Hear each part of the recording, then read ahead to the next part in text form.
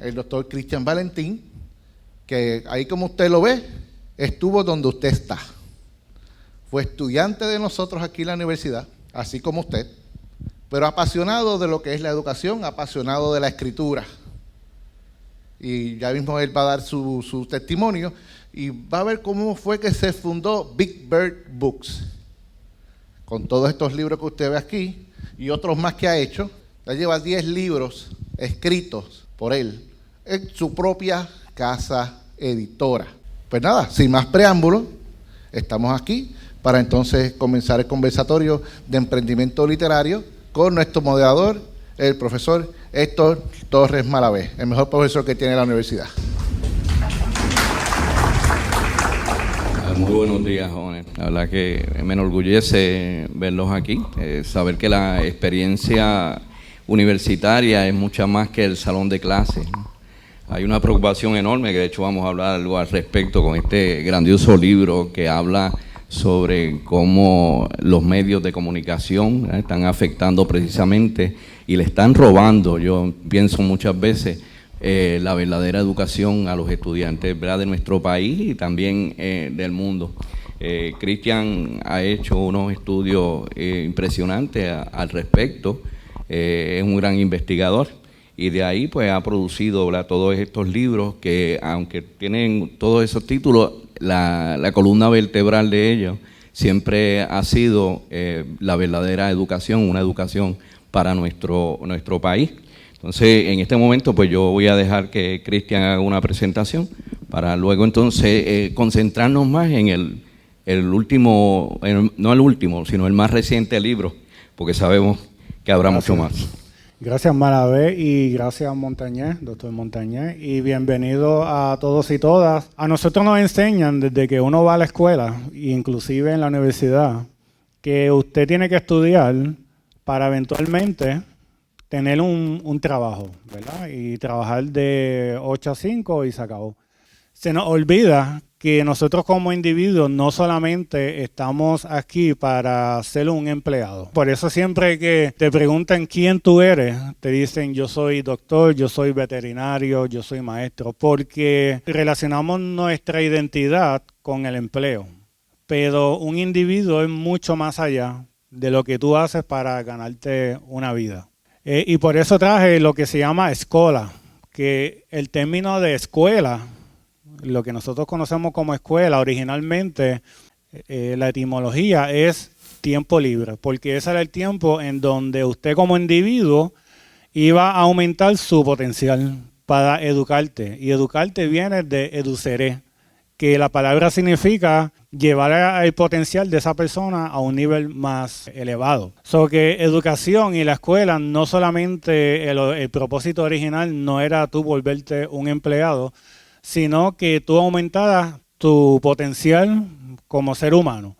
Y por eso yo tengo esta definición de emprender, que no solamente es el propósito de tú hacer dinero, sino que es usted utilizar ese tiempo libre cuando usted no está trabajando o en la universidad para usted hacer una contribución a la sociedad, además de usted tener un empleo y de hacer capital que se puede resumir como hacer dinero. Es decir, hoy día usted va a la universidad y usted aprende que okay, voy a ser un especialista en esta caja de conocimiento, pero fuera de eso no sé qué hacer. Y por eso en muchas ocasiones cuando una persona o se retira o se queda sin empleo, o en muchos casos no se quiere retirar porque no sabemos qué hacer con ese tiempo que durante toda nuestra vida ocupó nuestro espacio. Y por eso emprender es algo que va mucho más allá de usted hacer una idea para hacer dinero o para ocupar tu tiempo, sino es para usted desarrollarse y mejorar una destreza, como podemos ver aquí. Puede ser una destreza en la arte, en la música. En mi caso fue la escritura. La escritura fue ese objetivo, ese elemento de yo utilizarlo como mi tiempo de ocio, que es el significado de la escuela. Ahora, ¿por qué es importante leer y escribir? Porque nosotros podemos leer muchísimos libros, usted puede leerse todos los libros en Barnes & Noble, Pero si usted nunca hace nada con lo que usted lee, es como un atleta que entrena y entrena y entrena, pero nunca compite. Así que la razón de por qué yo hice la editorial es porque cuando yo decidí estudiar a nivel doctoral, pues una destreza importante iba a ser escribir, ¿verdad? Usted tiene que hacer una disertación, que es básicamente un libro. Pues yo dije, tengo que hacer algo con lo que estoy leyendo. Y por dicha razón decidí sintetizar los libros que yo estaba leyendo durante ese año, pues tomaba unos meses durante ese año a sintetizar lo que estaba leyendo. Y eso es lo que dice básicamente Mortimer Adler en ese libro How to Read a Book, que el título parece bien sencillo, pero en ese libro es donde él explica que si usted lee un libro ahora y después que usted termina de leer se va a ver Instagram o Facebook o te vas a ver Netflix, pues tú no le estás dando tiempo a tu memoria de consolidar esa información y por ende lo que tú leíste posiblemente se va a olvidar, porque no le estás dando tiempo a tu cerebro de digerir esa información.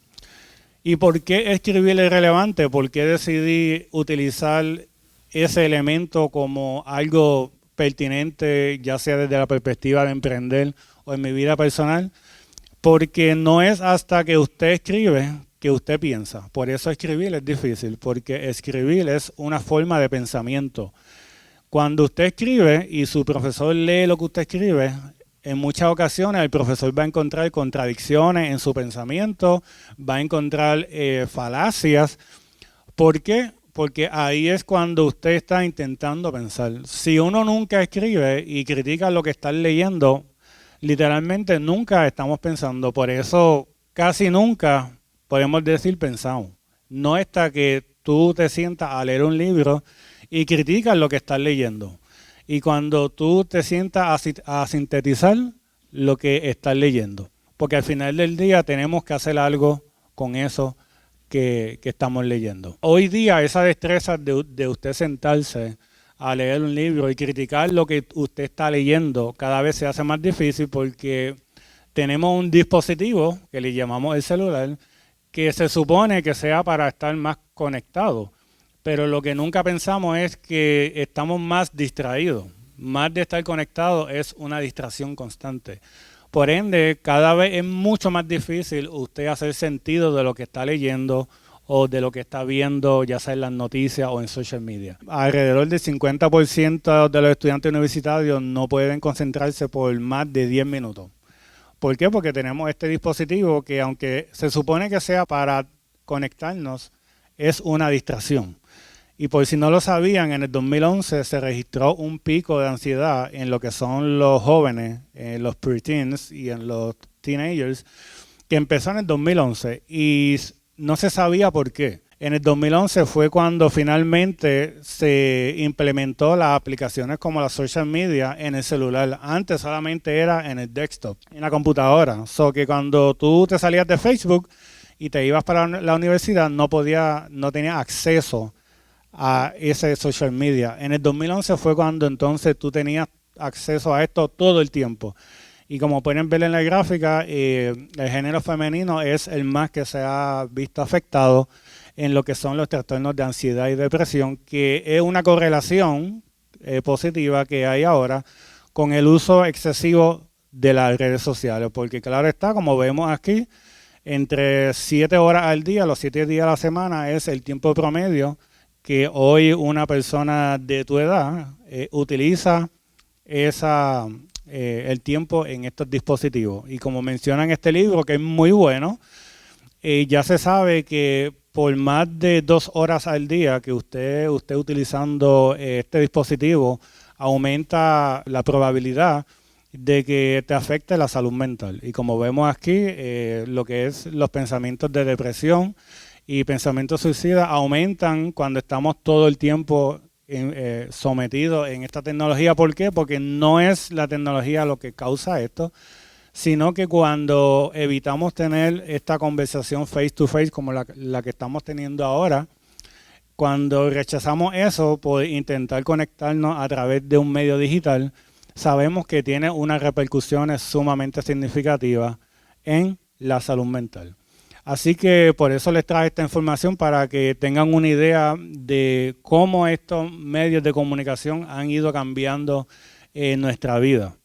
Ya se hace sumamente difícil leer un libro físico porque ya nuestro cerebro está condicionado a estar cambiando de aplicación en aplicación o haciendo lo que llamamos multitasking o dual tasking, que ya sabemos que eso es un mito. Y por ende ya no podemos concentrarnos como podríamos hacer a lo mejor 20 años atrás. Y por eso ahora tenemos lo que se llama el skimming, que es que no leemos, es que buscamos palabras clave para intentar buscar lo más importante, pero no podemos profundizar en lo que estamos leyendo. Y esto no es algo nuevo, esto ya desde los 80, este autor Alvin Toffler mencionaba que en un futuro iba a haber tanta información disponible que el cerebro iba a estar sobresaturado, y él le llamó information overload. Information overload es cuando usted está tanto tiempo distraído viendo muchas cosas a la vez que ya el working memory, que no otro tipo de memoria a corto plazo, se sobresatura y ya no podemos retener más data, más información en la memoria a corto plazo porque estamos constantemente distraídos y sobresaturando nuestro cerebro. Así que básicamente esa es la idea central de no solamente el libro que tiene Malavé aquí, sino de estos que tenemos aquí disponibles hoy. Obviamente esta actividad no tiene otra razón de ser que obviamente ustedes, ¿verdad? Y la educación. Quería hacer la salvedad también de que vi a algunos miembros de la facultad por ahí y les agradezco que estén con nosotros en esta actividad y también están invitados a que hagan sus comentarios. Queremos comenzar, Cristian, en el título, ¿no?, de este libro. Y ahí dice caos mediático. ¿Qué entendemos, verdad? Para que los estudiantes sepan qué es el caos mediático. ¿Qué es el caos mediático? Sí, eso surgió de un libro que yo leí de Neil Postman. Y en el libro que salió en los 90, él mencionaba ya que el concepto de inteligencia, cuando decimos que alguien es inteligente, no es un concepto que es estático. Él decía que una persona se ve que es inteligente cuando domina la tecnología del momento. Y él decía que cuando salió la imprenta en 1440, por ejemplo, la persona inteligente era el que tenía la capacidad de leer un libro, de sintetizar lo que estaba leyendo y criticar lo que estaba leyendo. Pero él dijo, no siempre va a ser así, porque el libro es una tecnología y la escritura es una tecnología. Eso es algo que se inventó por el ser humano y que nos ayuda a expresar un mensaje. Pero él decía, Neil Postman, que iba a haber un tiempo en donde iban a surgir nuevas tecnologías y la persona que dominara esa tecnología era el que se iba a ver inteligente. Y a lo mejor una persona que no sabía leer o no podía entender lo que estaba leyendo, no iba a ser importante si sabía dominar la tecnología del momento. Y hoy día vemos que un infante domina un iPad y decimos qué brillante va a ser ese infante. Pero lo que no nos damos cuenta es que esa tecnología se diseñó para que fuera adictiva. Por eso personas como Steve Jobs o Bill Gates no dejaban que sus hijos utilizaran estos dispositivos porque se hicieron para que fueran adictivos. Y mencionaba Neil Postman que los estudiantes, el hecho de que muchos estudiantes no pueden aprender a leer de una manera profunda o criticar un texto, no es porque no podían, es porque vivían en un caos mediático. Y hoy día vemos que si una persona a lo mejor no puede hacer un resumen, no puede hacer una síntesis o un ensayo, pero domina muy bien una aplicación de AI o domina muy bien un programa de cómo buscar o generar información, pues se ve como una persona que es inteligente porque está dominando la tecnología del momento. Pero las destrezas fundamentales, que por mucho tiempo fueron esenciales, eventualmente se están disipando. Y en muchas ocasiones las instituciones educativas están dejando eso por apercibido y estamos intentando aceptar todo lo que es nuevo por el mero hecho de que es nuevo, pero no estamos viendo que otras destrezas se están espumando por esa nueva tecnología que estamos adaptando. Sí, el ejemplo que se da en el libro, y los invito a que lo lean, está súper interesante. La humanidad se enfrentó a esta situación antes. ¿Cuándo? Con el ejemplo que él utiliza, cuando se inventa la imprenta. Y entonces, anteriormente, los libros que estaban, ¿verdad?, accesibles eran muy pocos, eran obviamente copias hechas a mano, muy limitadas. Y cuando surge la imprenta, que empiezan a surgir tantos miles de libros, de escritos, entonces surge el que la humanidad también se enfrentó a eso. Entonces ahora vamos al segundo punto. Entonces, en esa época empieza al ver tanta información, había que hacer un control.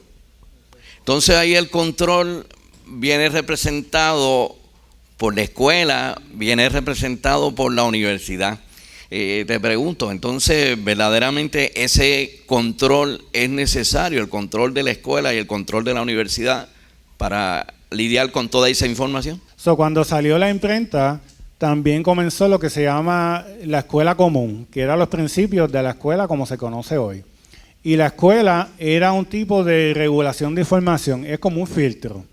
Y por eso el currículo, la etimología de la palabra currículo es carretera, porque es la información que se supone que sea relevante o importante. Y ese currículo es lo que iba a dirigir a los estudiantes, ¿verdad? Era un tipo de filtro, es como decir, esto es importante y esto otro no es importante. Por eso personas como Copérnico él tuvo que atrasar su tratado en donde él dijo que el Sol era el que estaba en el medio del sistema solar y no el planeta Tierra, porque la educación todavía no aceptaba esa idea, porque el currículo no aceptaba todavía esa idea. Lo que estaba diciendo Copérnico, eso era como decir fake news, que todavía no estaba dentro del currículo. Así que la persona se tenía que adaptar a ese currículo, que era una vía donde hacía legítimo esa información. Ya eso se perdió.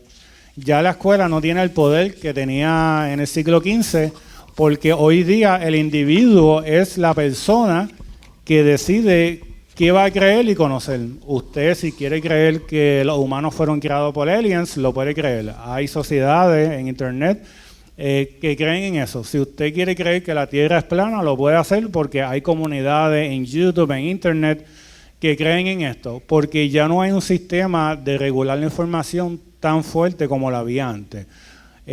Por eso Neil Postman decía que si no había un marco teórico o un sistema de regulación de información, eventualmente iba a haber un tipo de caos, porque la información no iba a tener una guía para dónde ir y todo el mundo iba a creer y pensar lo que ellos querían.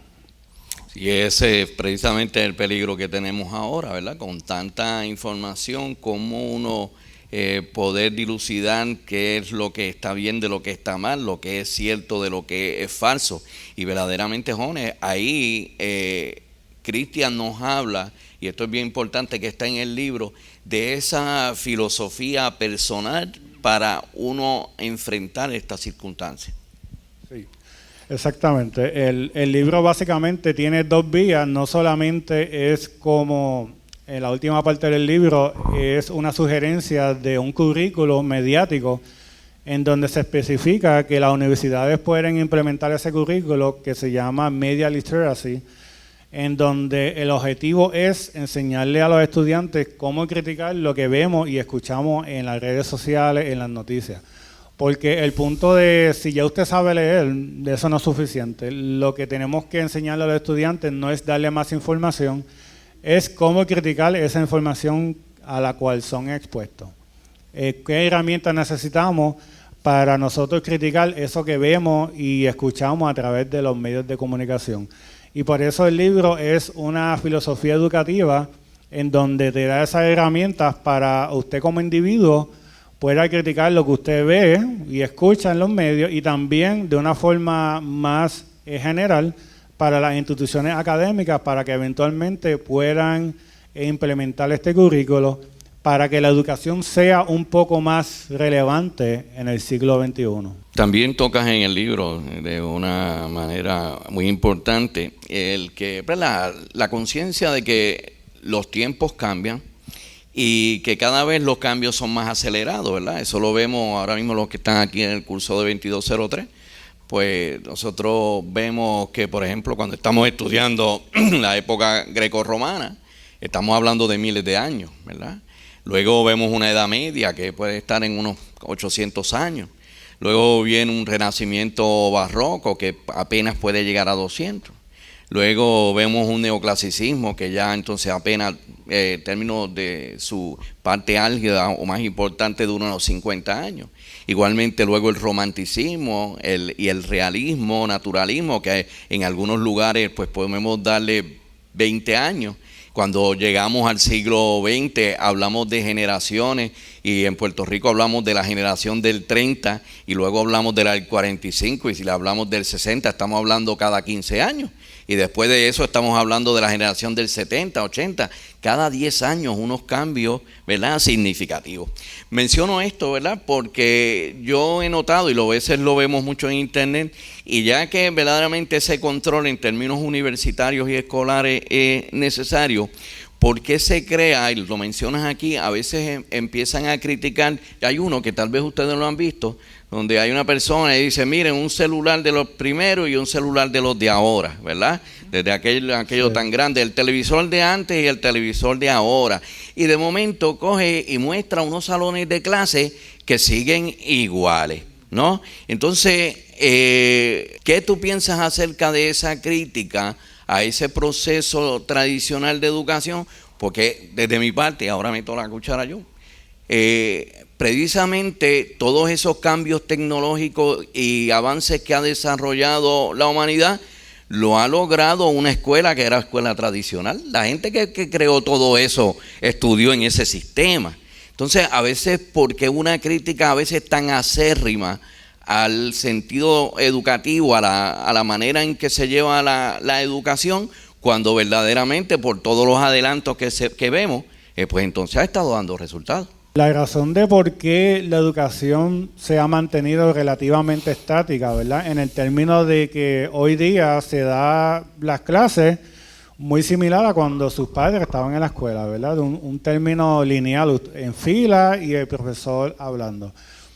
Y cuando uno estudia currículo te das cuenta de que para usted cambiar la educación, usted tiene que cambiar la política educativa, porque el currículo está enlazado a una política educativa. Así que para cambiar la educación, en cierta manera, es una idea política. Y por eso personas como Pablo Freire mencionaban que el propósito de la educación era usted criticar lo que decía el mismo gobierno, lo que decía la información que usted leía, es decir, una pedagogía crítica.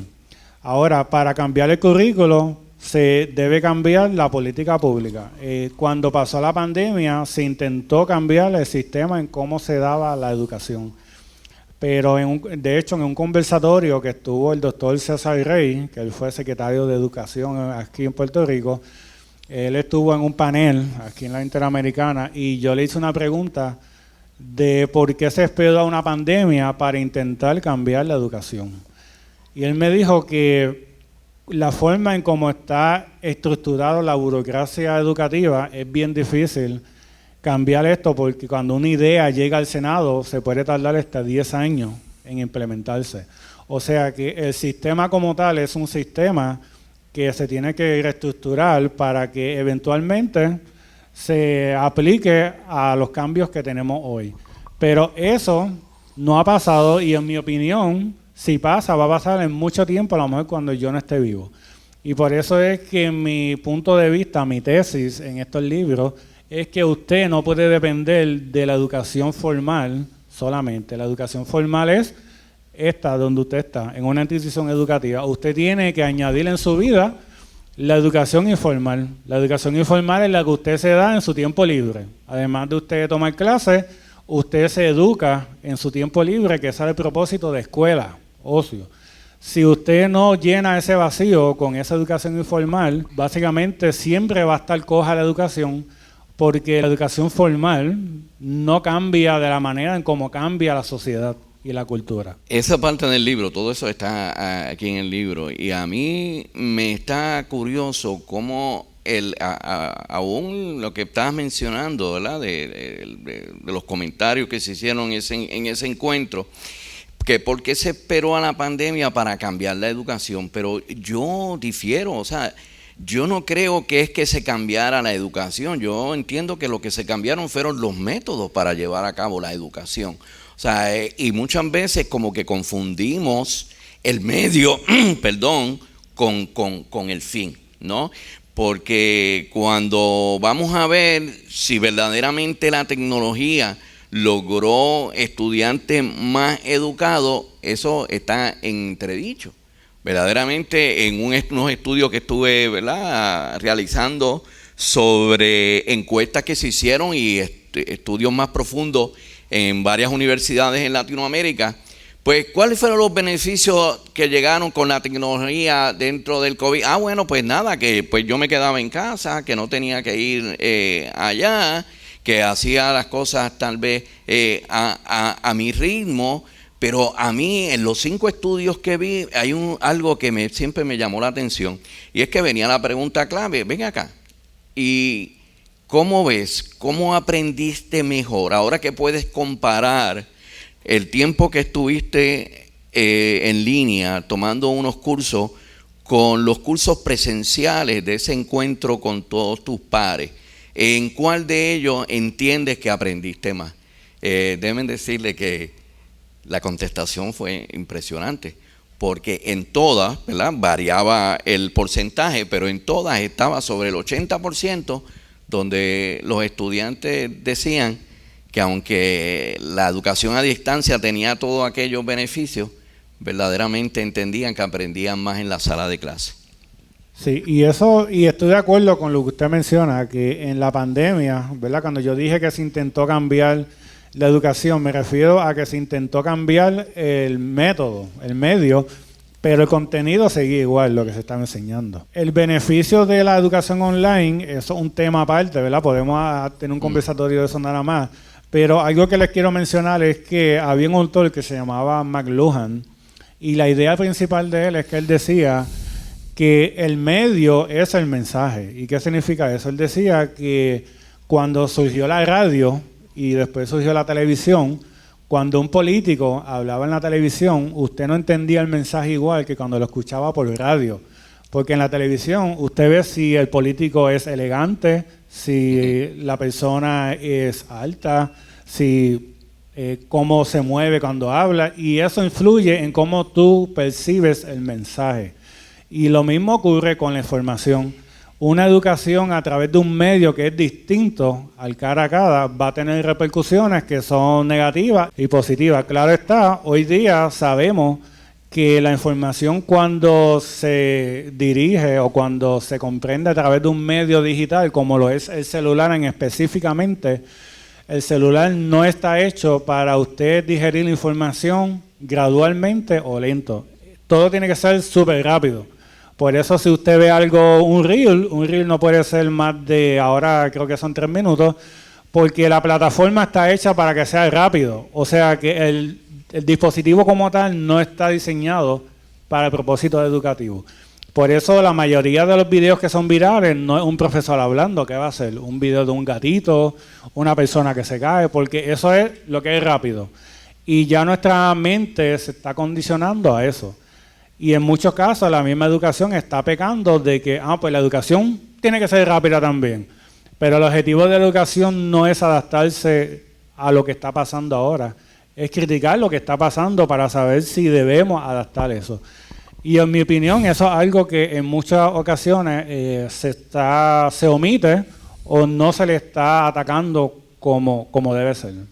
Sí, y también, ¿verdad?, en algo que habías mencionado antes, ya yo tengo una gran preocupación entre la confusión que a veces hay, y no sé si es adrede, en términos de lo que es una persona educada y una persona diestra, ¿verdad?, instruida. Porque, por ejemplo, me decía, bueno, pues cuando se descubre o cuando se inventa el automóvil, pues los que sabían de mecánica, pues es extraordinario, ¿verdad?, saber esas cosas.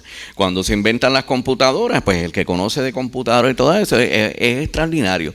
Pero yo entiendo que esa adquisición de destrezas, y que obviamente está muy bien y que con unos tutoriales de YouTube lo podemos desarrollar, está muy lejos del concepto que se busca también en una persona que verdaderamente también sea educada, porque en términos de educación incluye ética, incluye valores, incluye convivencia humana, incluye obviamente el interés común, no solamente el interés individual. Y veo que muchas veces están tratando de confundir ese elemento. ¿Qué opinas al respecto? Sí, ese es el problema entre lo que es instrucción y educación. Instrucción es tú ser funcional en un empleo. Educación nunca termina. Por eso Ed Adler decía que si usted se gradúa y no quiere estudiar nada más, pues ese sistema fracasó, porque te instruyó pero no te educó. Se supone que la educación es para toda la vida. La instrucción tiene un fin. Te gradúa, pasaste de grado, se acabó. La educación es algo que es hasta que usted muere. Usted sigue aprendiendo.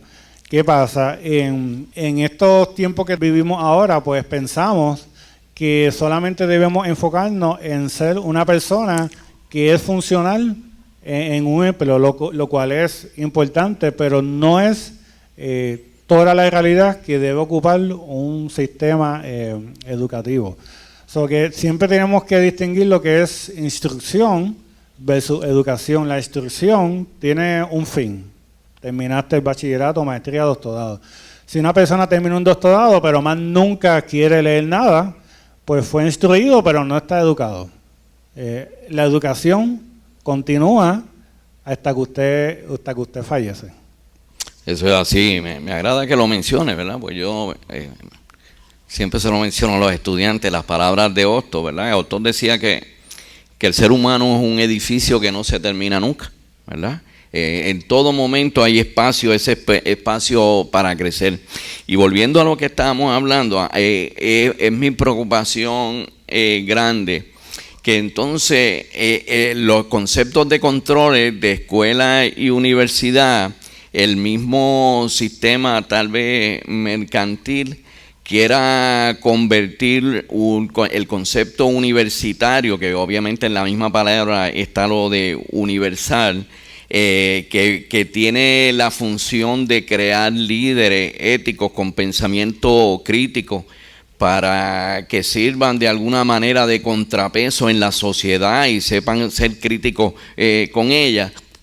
Lamentablemente, muchas veces el mismo sistema lleva a hacer entender a los estudiantes que la universidad aquí es una escuela vocacional, que simplemente es un lugar para desarrollar destrezas. Sí, lo que pasa es que cuando estudiamos currículos, el currículo se supone, según Taylor, que es el padre del currículo, que la educación tiene que resolver un problema social específico, ¿verdad? La educación no va a ser igual en todos los lugares. Usted dio el ejemplo de cuando surgió la educación de comercio. Para eso de los 80, principios de los 80, pues salió la mecanografía. Y entonces surgió lo que es el banca y comercio y se necesitaban personas diestras en maquinilla. Y pues se hicieron muchos cursos de comercio donde usted era eficiente escribiendo sin mirar, mecanografía. Pero ¿qué pasa? Ya ¿a quién le importa las maquinillas? ¿Quién usa maquinillas? Pues ahora está lo que es el coding. Ahora codificar, hacer apps, es lo que se ve como lo que es importante para el currículo, para una necesidad social. Pero nuevamente, ahí entonces cae lo que es la instrucción. Ese es el propósito de usted ser funcional en una sociedad como un empleado. Pero para usted ser una persona íntegra, ahí cae lo que es educación. Y por eso nuevamente yo sugiero lo que es la educación informal. No solamente podemos concentrarnos en ser buenos en lo que usted va a trabajar, que todos tenemos que trabajar, pero el trabajo eventualmente no puede ocupar toda nuestra vida. Porque el día que se acabe el trabajo, ¿qué vamos a hacer? Y ahí es donde entra la educación formal, donde nosotros podemos ser mucho más allá de ser eficientes en un trabajo. Sí, es que una vez nosotros alcanzamos el concepto de habernos instruido, el ser humano no puede quedarse allí. Eso es como en los tiempos de nómada y sedentario, ¿verdad? Y llegó el momento en que teníamos que ser nómadas porque teníamos que satisfacer unas necesidades básicas.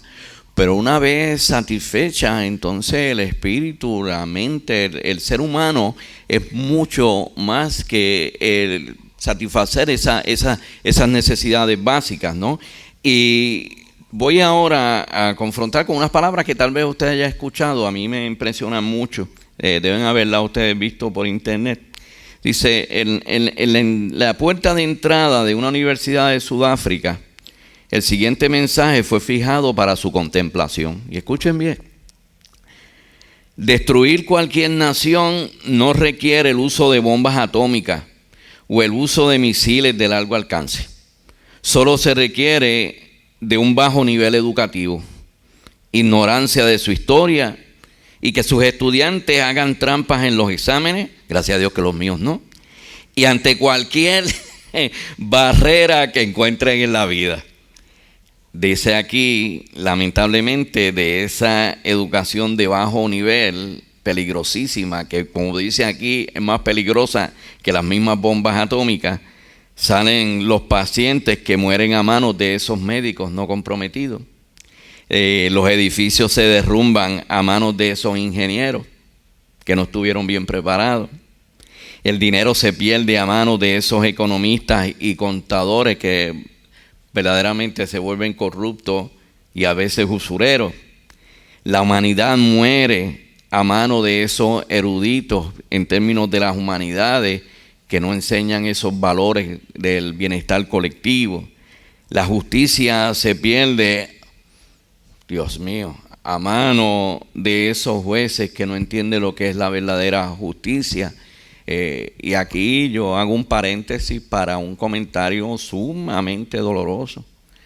Estaba conversando con un profesor de abogado y estaba él con ¿verdad? Tiene sus estudiantes que muchos están estudiando justicia criminal y la gran mayoría de ellos van camino a estudiar derecho. Y que él le hace la pregunta a ellos de que si ellos creían verdaderamente en la justicia que se estaba dando en nuestro país. Y lamentablemente en ese momento nadie levantó la mano. Van a estudiar un sistema de justicia que de antemano ya entienden que no es justo. Miren ustedes que sumamente doloroso, Cristian. ¿Qué repercusiones tiene la educación en un país? Por darle un ejemplo, en Brasil había un profesor que ya lo mencionábamos que era Paulo Freire. Su objetivo en la vida era hacer una escuela para los agricultores, porque muchos de los agricultores no sabían leer y escribir. Y él hizo una escuela para enseñarle a leer a estos agricultores para que fueran a votar. Ese era su objetivo. Y el gobierno lo expulsó a él de su propio país por ese acto. ¿Por qué ustedes creen que para el gobierno es beneficioso que la gente sea bruta, en palabras simples? ¿Por qué? Allí hay un joven. Ahí tenemos una persona. Buenos días. El que una persona no esté educada es más fácil de manipular. Fiel ejemplo lo tenemos en Puerto Rico. Cuando surgió, luego de la colonización estadounidense y comenzando a implementar los partidos políticos de nosotros, había muchas personas, agricultores, que trabajaban en la caña, que trabajaban en distintas cosas. Pero, ¿qué sucedió? Cuando comenzaron la propaganda política, dijeron, pues en el caso de Muñoz Marín, que fue el primer gobernador que tuvo Puerto Rico, pues, Muñoz fue el que nos puso los zapatos. Por default, lo que Muñoz decía era ley, era orden. Gracias por ese comentario, Daniel. Y él lo dijo, ¿verdad? Es más fácil de manipular, de dominar.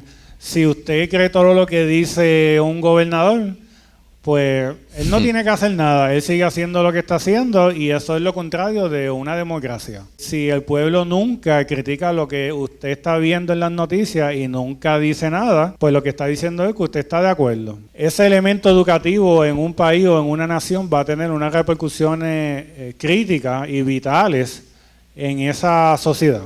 Porque un país que no puede criticar o pensar por sí mismo, pues va a ser sumamente fácil para el Estado, el gobierno, manipularlo. Y hay muchas herramientas de manipulación. Una es la distracción. Mantén un pueblo distraído todo el tiempo. Fiesta, todos los fines de semana, fiesta. Entretenido todo el tiempo. De esa forma, nunca el pueblo se va a rebelar, nunca va a criticar nada porque está entretenido. Así que, nuevamente, el dispositivo, el celular, es algo que a la misma vez se supone que sea para conexión, pero es una herramienta que también se puede utilizar para manipular. Los nazis tenían un radio que solamente recibía estaciones nazis y solamente escuchaban a Hitler. So que de esa forma, a través de un medio de comunicación, podían manipular a las masas. Hoy día lo tenemos de otro tipo. Los algoritmos es otra forma de cómo manipular la opinión pública. Jóvenes, ¿verdad? Educarse es un acto de libertad. Entre más usted conoce, entre más usted busca, más libre es, más libre de prejuicios, ¿no? El tratar de controlar de una manera desmedida, porque ya vimos que cierto control es necesario, pero el de una manera desmedida lo veíamos hasta desde la Edad Media.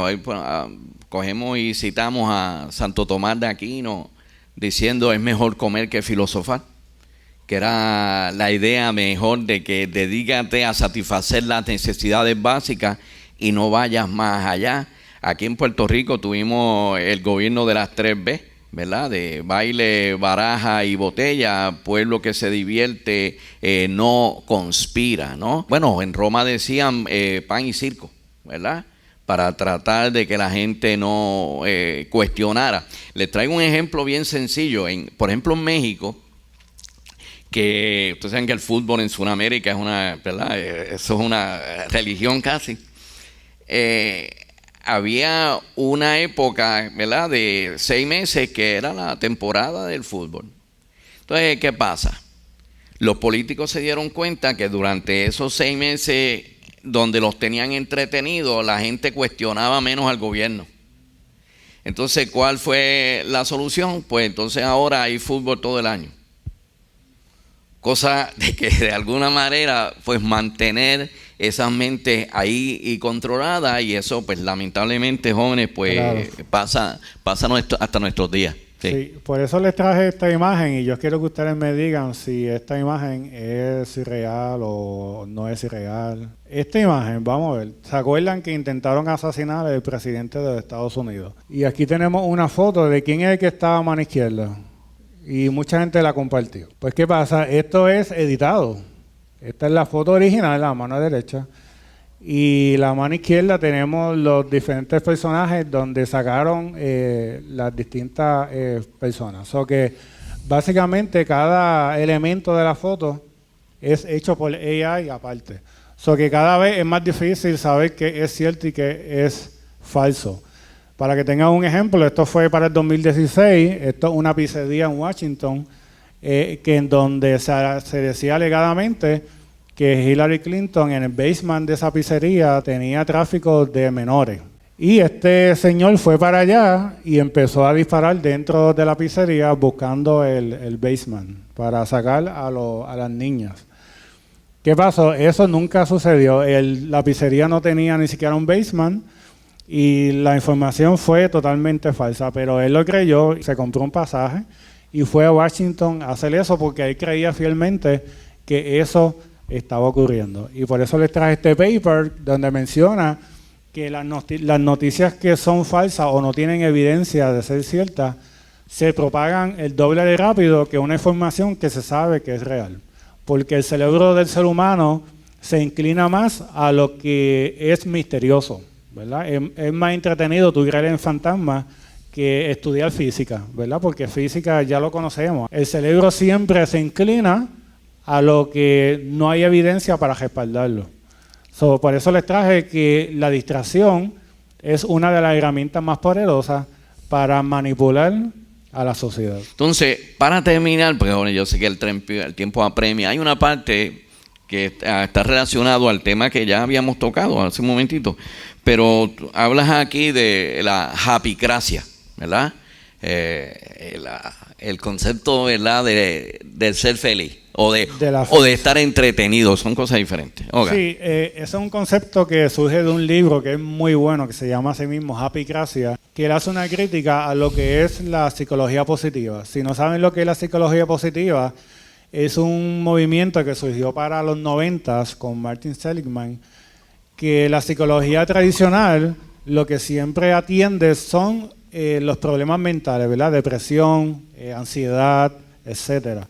Pero entonces en el 93 salió Martin Seligman y él creó la psicología positiva, que es una inclinación de crear una psicología en cómo usted puede ser, en palabras simples y general, más feliz. Es decir, que cuáles son esas destrezas que usted debe buscar en ti mismo y usted debe reforzarla, porque esas son las que te van a dar satisfacción, que es la variable que se utiliza para medir felicidad. Y eventualmente esa corriente psicológica se ha hecho sumamente famosa y se ha utilizado en muchas ocasiones para beneficio del mismo gobierno, y es lo que se conoce como el positivismo tóxico. El positivismo tóxico, lo que se dice es que si una institución, ¿verdad?, un lugar de trabajo, la gente tiene depresión y no tienen tiempo para su vida personal porque tienen que estar desde las 8 de la mañana hasta las 10 de la noche, pues el problema no está en la institución, sino está en usted. Y utilizando la psicología positiva, usted puede ser más feliz. Y ella menciona que, por ejemplo, la situación en donde usted está no es más importante que tu mentalidad. Es decir, que si usted está en un ambiente sumamente tóxico, pero usted tiene la mentalidad correcta, usted puede ser exitoso.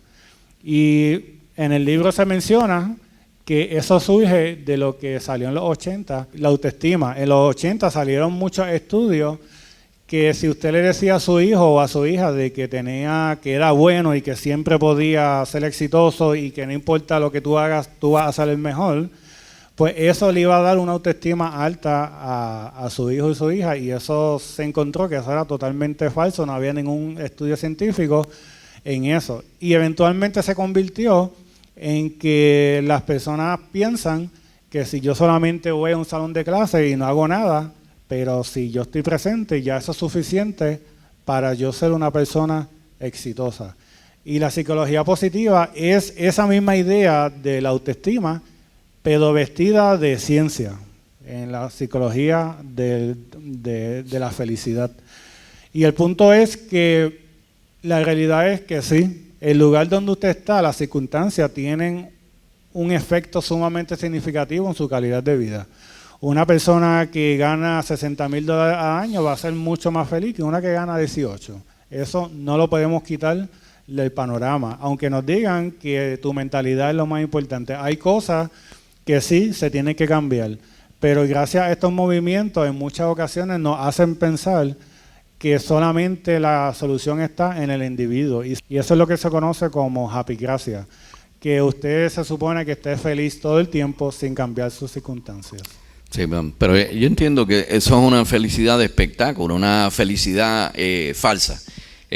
Porque si vamos a Aristóteles mismo mencionaba que la máxima justificación de la vida del ser humano no era otra cosa que la felicidad. Lo que pasa es que lo que yo estaba entreviendo ya en el texto y con las citas que hace allí, que están mezclando el entretenimiento con la felicidad. Uno puede estar entretenido 20,000 veces, ¿verdad? Y nos pueden dar mucha fiesta y entretenimiento, pero el concepto de felicidad es otra. El concepto de felicidad es la de realización, la de lograr satisfacer de alguna manera y desarrollar tus talentos. Es como mis estudiantes lo saben, que el primer día de clase yo les digo qué ustedes hacen aquí, ¿verdad? Los pongo en ese cuestionamiento. Entonces, siempre les digo, pues, y alguno me pregunta, profesor, ¿y qué usted hace aquí? Y yo le digo, jóvenes, la contestación ¿verdad? Es muy sencilla. La contestación es, yo estoy aquí porque quiero que sean felices. Porque en la medida en que ustedes desarrollen sus talentos, sus habilidades, un espíritu crítico, que los preparemos aquí en la universidad, no es para que se gradúe solamente con magna cum laude si usted quiere, sino que se gradúe como un excelente ser humano. Usted va a llegar a ese concepto de la felicidad. Lo otro es lo que quiere el sistema, de mantenernos entretenidos. Con el mismo celular nos mantiene entretenidos. ¿Quién dice que no? Se nos pasan las horas allí. Pero obviamente eso verdaderamente nos está haciendo felices. Esa no es la realidad. Bueno, Cristian, el tiempo apremia. Si quieres decir algunas palabras finales. Claro que sí. Cuando uno analiza lo que es el sistema educativo, en la edad que uno empieza en la universidad, que es entre 17 y 19 años, muchas de las expectativas que uno tiene de la vida o de los deseos que usted quiere hacer van a ser totalmente diferentes a cuando ya usted llegue a lo que son los 29 años, 30 años, que ya usted va a estar trabajando.